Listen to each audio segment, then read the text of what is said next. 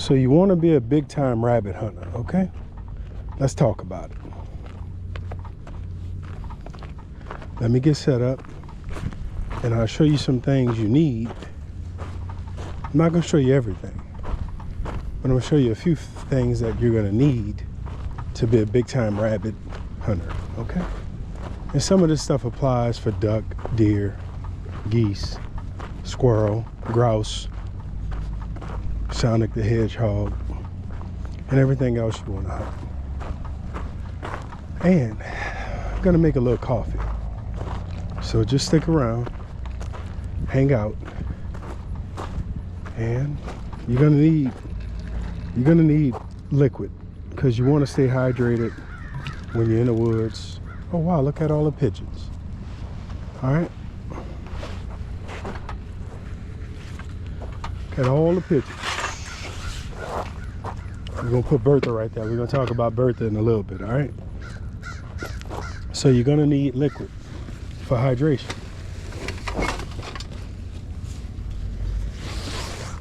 And I'm gonna set all this stuff up and we're gonna talk about it. And you're gonna definitely need this. Because you might not realize it, but I'm in the city of New Orleans and I'm gonna drink some coffee out here. And this isn't everything, like I said, it's just some of the stuff you're gonna need. We'll talk about that later. I'm gonna use this later too. How you like that?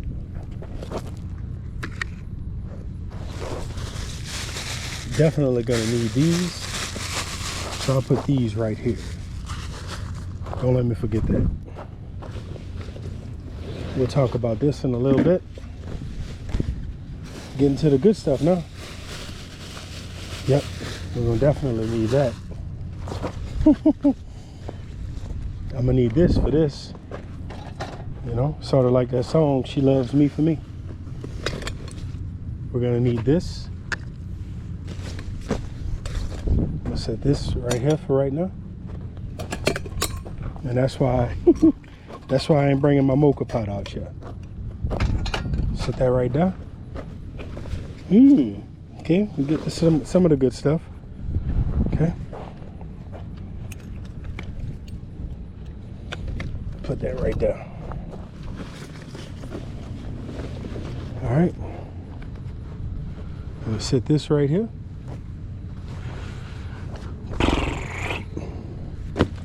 Put that down. All right, set this right here. Put this right here. Okay. Now, man, everything is all juggled up. But I need to get this right here. I don't want you looking in my bag either. Just sit that right there. Sit that right there. Put that right there. Put this right here too. And I'm gonna leave those in there. Ooh, yeah, I almost forgot. How could I? I'm gonna just sit these right here.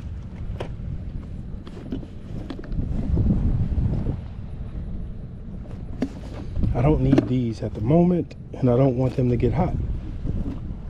Set that right there. And that's all I need at the moment. Get on in there. All right. Now I'm gonna edit this video, but I might show you this setup right here.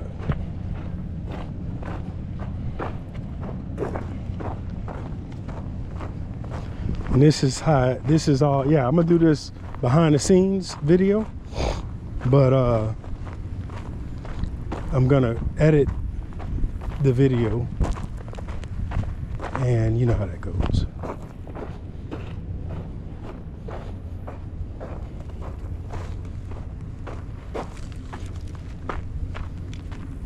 A lot of good wood. All right, this is good enough. Watch this footwork.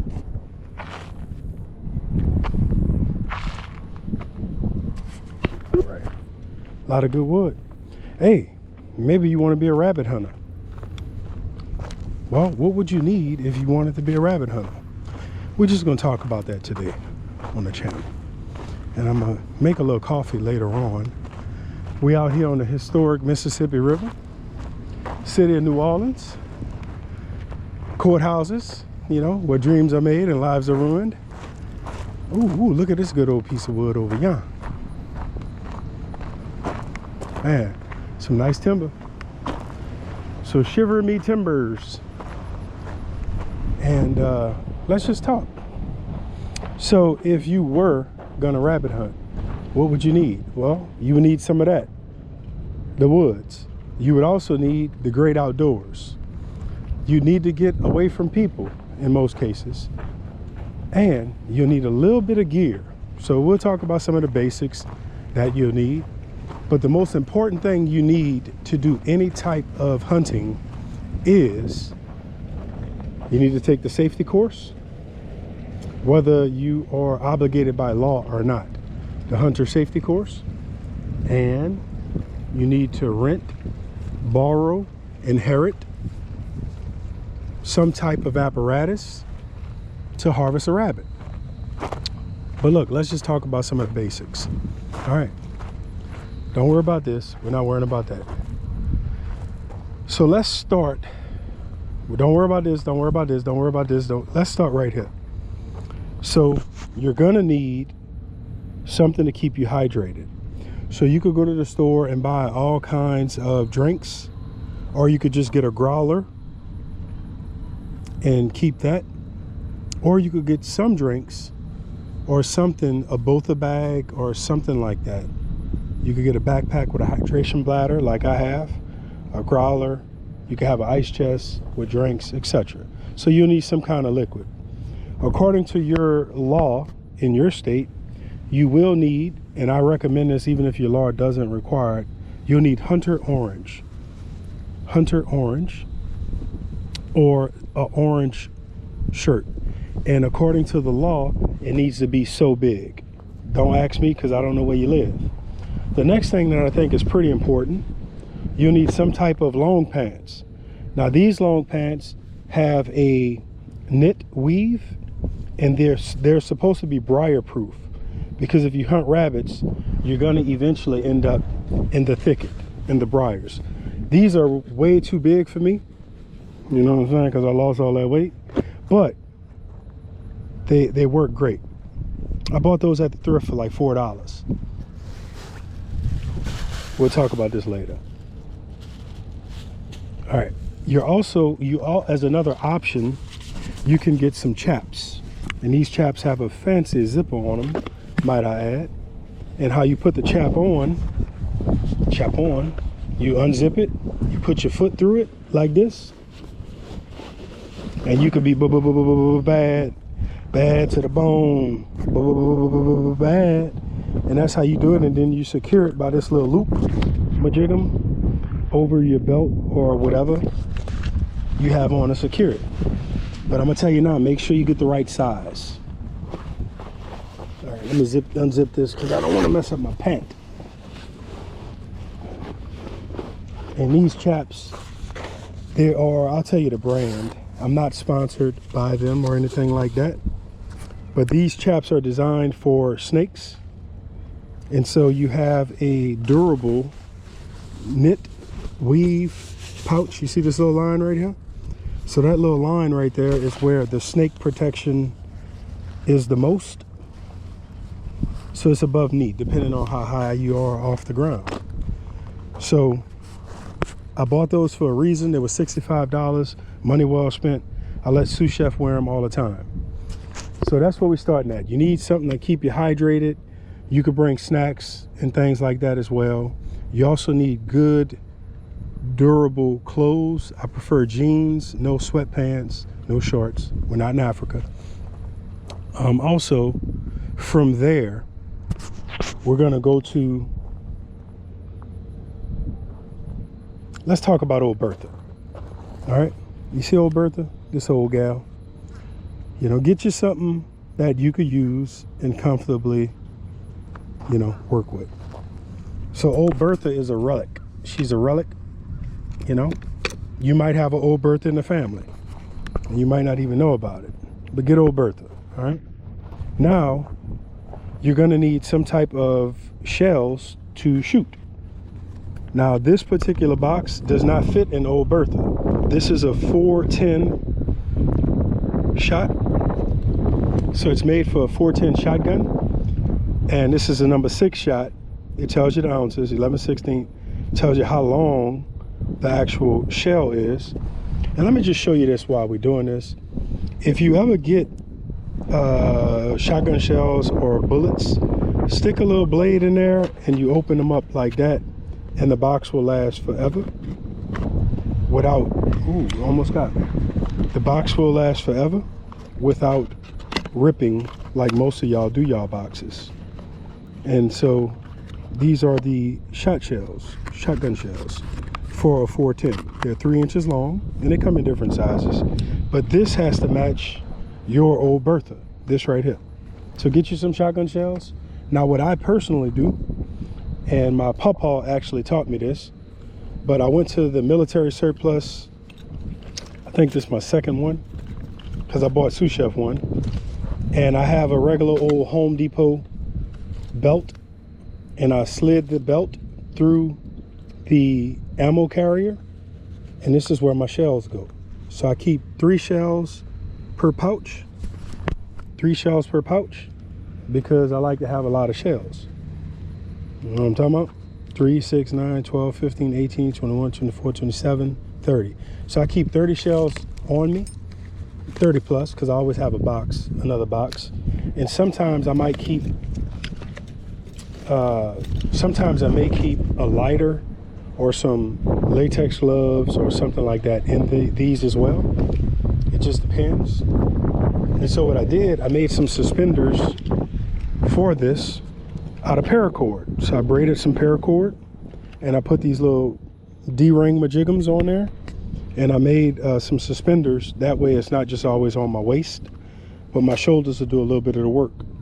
And to keep the suspenders in place so they don't always slide down, I just put a little rope with a half hitch and a little knot so that it'll gather and bunch up the cord in the back. Now I always keep a little gut hook on my ammo belt. Keep that little gut hook. I bought probably 30 of these anyway. And I have one of my family members MK knife. It's seen combat, you know. I keep that on as well. And the handle is bad. If y'all want to redo the handle for free, let me know. Reach out to me. Hit me up in the DMs. Thank you. All right. So I don't like when people do that. But anyway, I was just doing it for y'all because y'all expected that. But I really love having such an heirloom with me as well, you know? State of the art. Now, another thing you're gonna need is some type of trash bags, right? I keep a bandana when I'm in the woods, you know, so that's good to have. But you'll need a trash bag. These trash bags work great because when you harvest a squirrel or a rabbit or a possum or a coon or a duck or a whatever, you can keep your meat clean in these bags. And most of your vests, if you want to spend a little money, most of your vests will have a game pouch in the back, and then you can put your game in your vest. It's just totally up to you. I recommend not buying a cheap game pouch, a game vest, hunter's vest, because if you get a good one, you'll use it more and you'll appreciate the versatility of it. You could put water and snacks in your vest, or you could just carry a little pouch like a lot of hunters do. They'll carry a pouch. All right. One thing you will need is a headlamp, because sometimes you can't get the dogs back or you just get caught by night. So you will need a headlamp. Now, I have a few varieties. I think you need a pocket knife to break down your small game, I think you need a pocket knife. I also think that if you get a El Cheapo utility knife, and then you can get, come on baby, you're not supposed to do this like this. Oh yeah, there we go. Anyway, all right.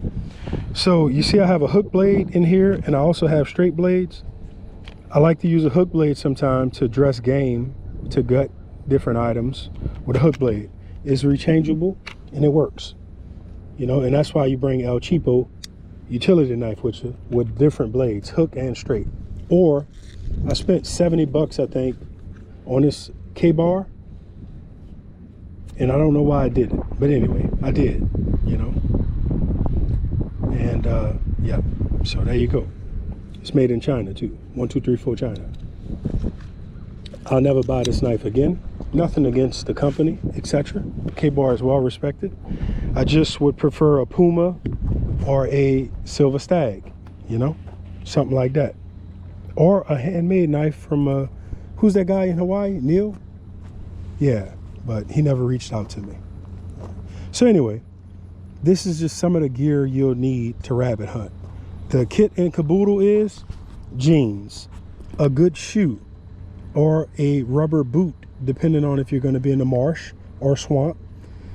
I would recommend leather, like a leather work boot or a rubber boot, just in case a no-neck, a snake, were to strike you.